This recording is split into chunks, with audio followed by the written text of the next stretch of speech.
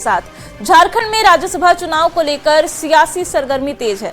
जहां एक तरफ बीजेपी अपने उम्मीदवार की जीत की कवायद में जुटी हुई है, तो वहीं महागठबंधन में भी राज्यसभा की दोनों सीटों पर बहुमत के आंकड़े होने के बाद भी मातापच्ची दिख रही है। सवाल उठ रहे हैं कि कांग्रेस की तरफ से कौन उम्मीदवार होगा और क्या उसे महागठबंधन का पूरा सपोर्ट मिलेगा। ये रिपोर्ट देखिए।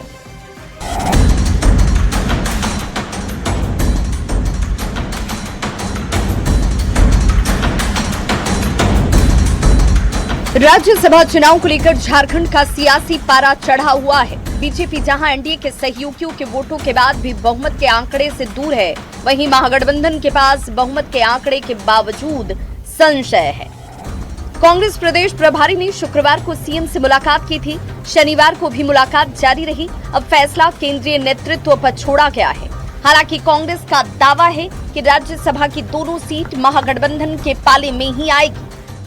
तेलंगाना डिप्टी सीएम से और एक बार मुलाकात किया, स्पष्ट रूप से कहा सीएम का सोच ये है दोनों सीट गठबंधन का कैंडिडेट जीतने के लिए क्या करना, इसी बारे में मैं सोच रहा है।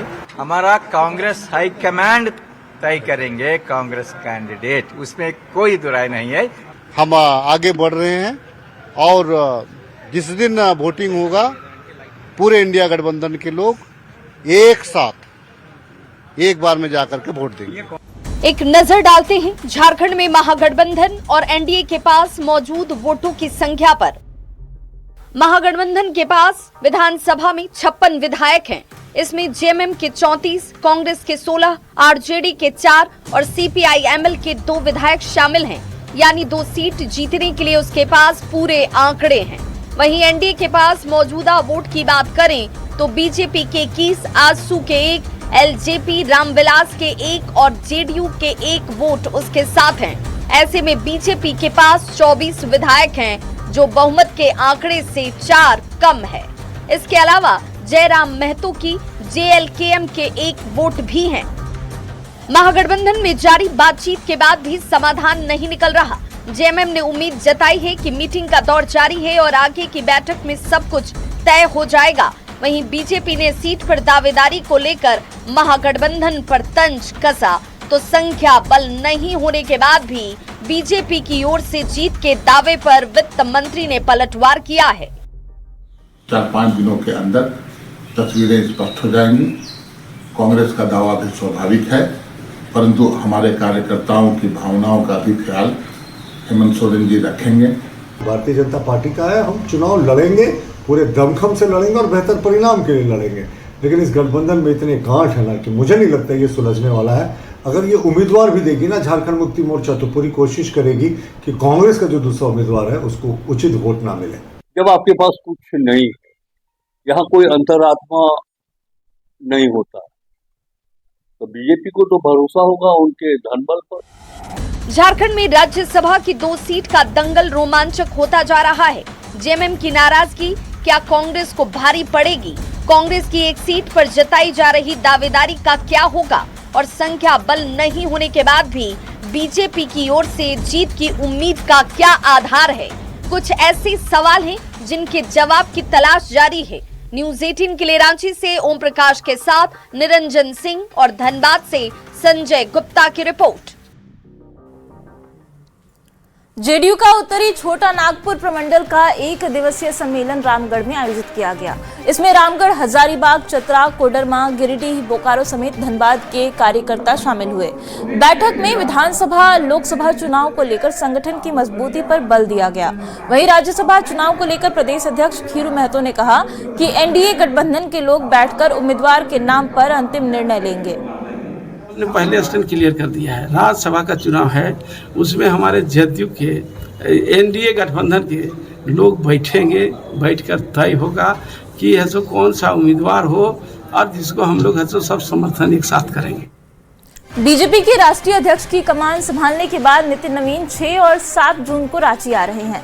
राज्यसभा सांसद प्रदीप वर्मा ने कहा है कि राष्ट्रीय अध्यक्ष के 2 दिवसीय प्रस्तावित दौरे के कार्यक्रम की रूपरेखा तैयार की गई है। इसमें अलग अलग क्षेत्र से जुड़े प्रबुद्ध लोगों के अलावा राज्य भर के युवाओं से संवाद कार्यक्रम भी शामिल है। नितिन नवीन रांची के प्रदेश कार्यालय में पार्टी के प्रदेश नेतृत्व और पदाधिकारियों के साथ अहम बैठक भी करेंगे और इसके अलावा दौरे के दूसरे दिन रजरप्पा पहुंचकर मां छिन्नमस्तिका के दर्शन पूजन का भी कार्यक्रम है। बता दें कि देश में ईंधन पर पार्टी की अपील के बाद राष्ट्रीय अध्यक्ष के काफिले को बेहद छोटा रखा गया है और साथ ही भीड़ कम जुटाने की भी कोशिश की जा रही है। और 7 जून को माननीय राष्ट्रीय अध्यक्ष श्री नितिन नवीन जी का झारखंड दौरा प्रस्तावित हुआ है। विभिन्न स्तर के संगठनात्मक बैठकों के साथ साथ समाज के कई वर्ग के लोगों से मिलना जुलना और उसके साथ ही 2 बड़े कार्यक्रमों में उनकी भागीदारी होगी। तो युवाओं से एक संवाद का कार्यक्रम भी प्रस्तावित किया गया है। एक बड़ा युवा संवाद का कार्यक्रम भी हम आयोजित करने वाले हैं, जिसमें पूरे राज्य से युवा बुलाए जाएंगे। और देखिए, साहिबगंज से बड़ी खबर है, जहां 2 बाइक की आमने सामने टक्कर हुई जिसमें 3 लोगों की मौत हो गई है, जबकि एक युवक की हालत गंभीर बताई जा रही है। बोरियो 3 पहाड़ मेन रोड पर चतरा धोगड़ा के पास ये घटना हुई। मिली जानकारी के मुताबिक झारखंड पुलिस के जवान और उधवा निवासी हृदय कुमार सरकार अपनी बाइक से गोड्डा से अपने घर लौट रहे थे और इसी दौरान एक ही बाइक पर सवार 3 युवकों से उनकी टक्कर हो गई। हादसे में जवान हृदय सरकार और एक युवक की मौके पर ही मौत हो गई, जबकि इलाज के दौरान एक युवक ने दम तोड़ दिया। पुलिस ने दोनों बाइक को जब्त कर लिया है और शव को पोस्टमार्टम के लिए भेजकर आगे की जांच में जुट गई है। खबर राजधानी रांची से है, जहां रिम्स में पीजी फर्स्ट ईयर की छात्रा डॉक्टर सानू सनल बरवार की संदिग्ध परिस्थितियों में मौत हो गई है। शव कटहल मोड़ स्थित उनके आवास से बरामद किया गया। फिलहाल मौत के कारणों का खुलासा नहीं हो सका है और पुलिस मामले की जांच में जुटी हुई है। जानकारी के मुताबिक डॉक्टर सानू सनवल बरवार रिम्स में सर्जरी विभाग में पीजी की पढ़ाई कर रहे थे। अचानक हुई उनकी मौत से रिम्स के छात्र छात्राओं और चिकित्सकों के बीच शोक का माहौल है। फिलहाल मौत के कारणों का पता नहीं चल पाया है। पुलिस हर पहलू से मामले की जांच में जुटी हुई है। अपने आवास में ही वो मृत पाए गए थे। जैसे ही सूचना मिला कि वो मृत है तो उनको वहाँ से रिंचो हॉस्पिटल ले गया, जहाँ पर उनको बॉडी डिक्लेयर कर दिया गया था। वहाँ से फिर उनका जो मृत शरीर था वो रिम्स लाया गया और रिम्स में फिर पोस्टमार्टम के बाद पश्चात उनको अभी मोर्चरी रखा गया। पलामू पुलिस ने मेदिनीनगर में विनीत तिवारी हत्याकांड के आरोपियों के घर इश्तिहार चिपकाए।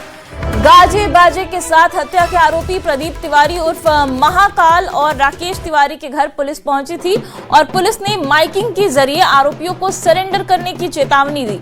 बता दें कि मेदिनीनगर शहर थाना क्षेत्र के रेड़मा में 30 अप्रैल को जमीन कारोबारी विनीत तिवारी का अपहरण कर उनकी निर्मम हत्या कर दी गई थी। हत्याकांड में प्रदीप तिवारी उर्फ महाकाल, राकेश तिवारी समेत 4 लोगों के खिलाफ मामला दर्ज है, जिसके बाद दोनों मुख्य आरोपी और बाकी 2 अभियुक्त के घर पुलिस पहुंची और घर वालों को सूचना देकर इश्तिहार चिपकाया।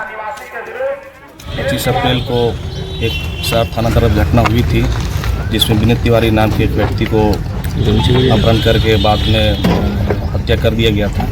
उसी में आगे की कार्रवाई करते हुए, अनुसंधान करते हुए हम लोगों ने 4 व्यक्तियों के विरुद्ध में इश्तिहार माननीय न्यायालय से प्राप्त किया है और उसी के आदेशानुसार हम लोगों ने प्रदीप तिवारी महाकाल और राकेश तिवारी के घर पर हम लोगों ने इश्तिहार चिपकाया और उन्हें उनके घर वाले को भी बताया है कि जितना जल्दी हो सके अपने संबंधित को माननीय न्यायालय में जो उपस्थित कर। बोकारो की कोऑपरेटिव कॉलोनी स्थित एक अस्पताल में मरीज की मौत हो गई। मरीज की मौत के बाद परिजनों ने जमकर हंगामा किया और अस्पताल प्रबंधन पर लापरवाही का आरोप लगाया। परिजनों का आरोप था कि मरीज को अस्पताल कर्मियों और डॉक्टर ने हाथ पैर बांधकर बेड पर रखा था और आरोप ये भी लगा है कि लगातार 4 बार नींद का इंजेक्शन दिए जाने के कारण मरीज की मौत हो गई। अस्पताल संचालक ने किसी भी तरह की लापरवाही से इनकार किया है। बेहोशी का इंजेक्शन लगा देते हैं तो ये थोड़ा शांत हो जाएंगे, उसके बाद इनका सीटी स्कैन करवाएंगे। तो उसके बाद एक इंजेक्शन लगाए, 15-20 मिनट देखे नहीं शांत हो रहे हैं, फिर एक इंजेक्शन लगाए, मतलब 1 घंटा 1.5 घंटा के अंदर 4 इंजेक्शन बेहोशी का ये लगा चुके। और उसके बाद हाथ पैर बांध के एकदम कसाई की तरह इस तरह से और पैर भी बांध के बेड पे और जबरदस्ती खाली कल से और अभी तक सुबह तक स्लाइन चढ़ रहा था कि इलाज में लापरवाही हो रहा है। एडमिट करने के आधा घंटा पहले ही बोले कि हमको यहाँ से रेफर कर दीजिए, उसके बाद फिर ये जबरदस्ती ये इलाज चालू किया अपने मन से। क्या हुआ था, मतलब छटपटी पूरा छटपटा रहा था पूरा। हाँ। मतलब 5 मिनट पकड़ रहा था, फिर भी इसको मतलब रुक नहीं रहा था, पूरा बकते जा रहा था, किसी को पचा नहीं था ना, अपना बेटा इसका बेटा था। हाँ। उसको भी नहीं पहचान पा रहा था। तो आप लोग 4 बार बेहोशी का इंजेक्शन क्यों दिए थे? डॉक्टर लिखा था ना, तो हम 4 बार। हाँ, डॉक्टर नहीं, डॉक्टर नाम बोलिए, नाम प्रकाश लिखे थे। ये अमानवीय बात है, ये सब ऐसा नहीं होता है, ठीक है ना। 2-5 मिनट आगे पीछे ये अलग बात है कि स्लाइन निकालने में या वो इरिटेबल थे पेशेंट, वो पूरा हाथ पैर पटक रहे थे, इसलिए वैसा किया गया। और ऐसा नहीं है कि उनकी देखभाल में कोई कमी है, लेकिन ये लोग को रेफर कर दिया गया था, ये अपनी मर्जी से यहाँ रखे हुए थे। आज सुबह ले जाने की बात थी। और देखिए, हजारीबाग से बड़ी खबर है। दनुआ घाटी में बड़ा सड़क हादसा हो गया है। टायर फटने से कार पलट गई। हादसे में 2 बच्चों समेत एक ही परिवार के 8 लोग घायल हो गए हैं। घायलों का अस्पताल में इलाज जारी है। NH-19 पर टायर ब्लास्ट होने से यह हादसा हुआ।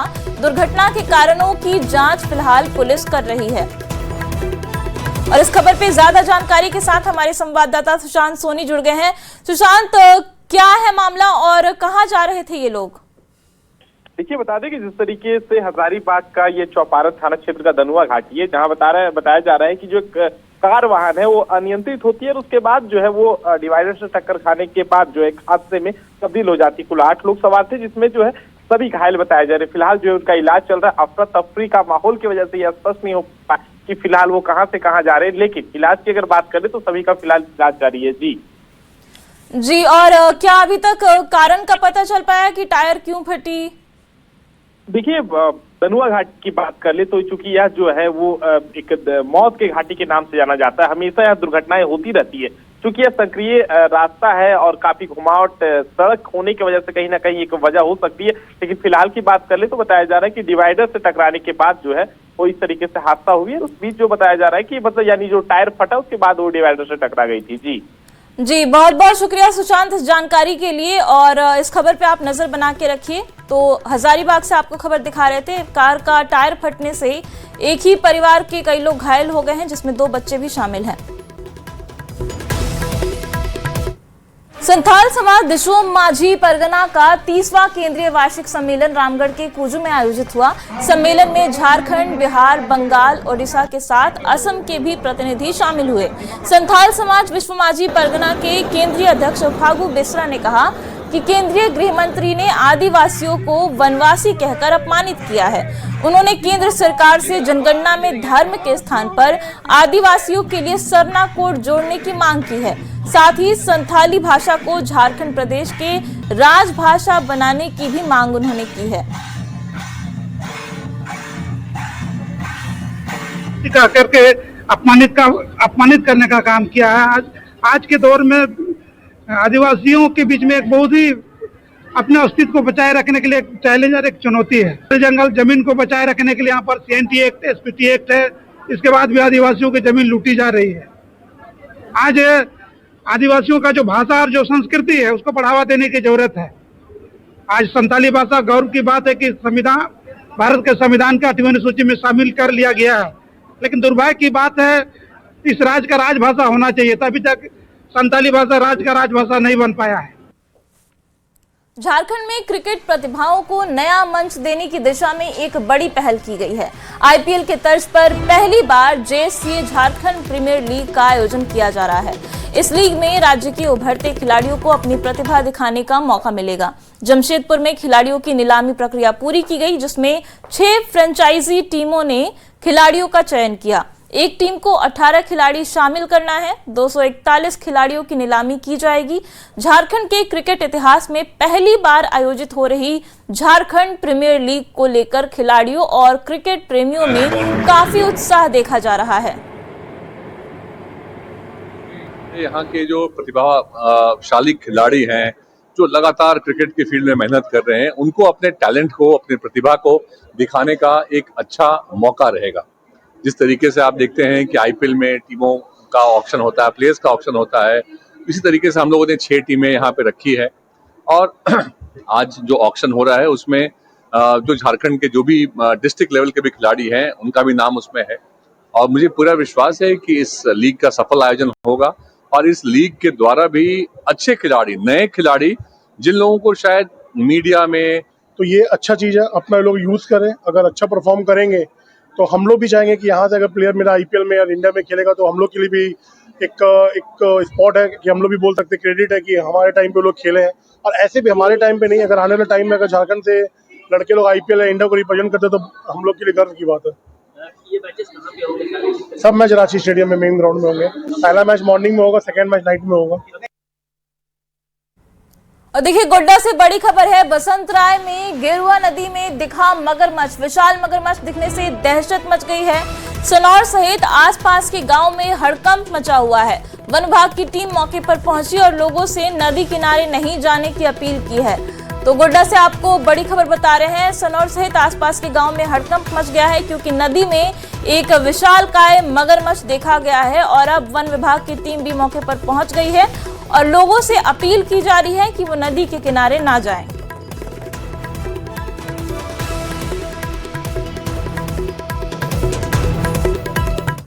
रामगढ़ के पंजाब रेजिमेंटल सेंटर में अग्निवीरों के 7वें बैच की पासिंग आउट परेड हुई, जहां 1121 जवानों ने देश की रक्षा की शपथ ली। 24 हफ्तों की कड़ी ट्रेनिंग के बाद जब ये जवान अपने माता पिता से मिले तो भावुक उठे। कई परिवारों की ये दूसरी पीढ़ी है जो सेना में जा रही है। जवानों के माता पिता ने कहा कि देश की सेवा से बढ़कर दुनिया में कोई और सेवा नहीं है। पंजाब रेजिमेंटल सेंटर के किलाहारी ग्राउंड में आज अग्निवीर के 7वें बैच के 1121 जवानों ने यहां पर देश सेवा की शपथ ली है।